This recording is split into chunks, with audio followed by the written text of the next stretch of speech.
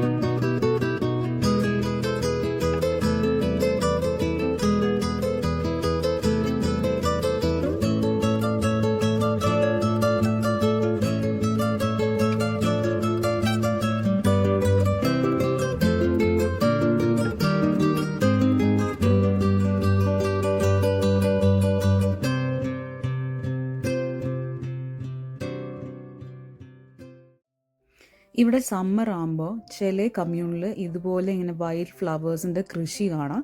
അപ്പം ഇത് നമുക്ക് ആർക്ക് വേണമെങ്കിലും പോയി പറിക്കാം. ആൻഡ് അവിടെ ഒരു ചെറിയ ഡൊണേഷൻ ബോക്സും അവർ വെച്ചിട്ടുണ്ട്. വേണമെങ്കിൽ നമുക്ക് എന്തെങ്കിലും ഡൊണേഷൻ പോലെ എന്തെങ്കിലും ചെറിയ പൈസയും ഇടാം. അപ്പം ഞാൻ അവിടുന്ന് കുറച്ച് ഫ്ലവേഴ്സ് പറിച്ചിട്ടുണ്ടായിരുന്നു എൻ്റെ വീട്ടിൽ ഡെക്കറേറ്റ് ചെയ്യാൻ വേണ്ടിയിട്ട്.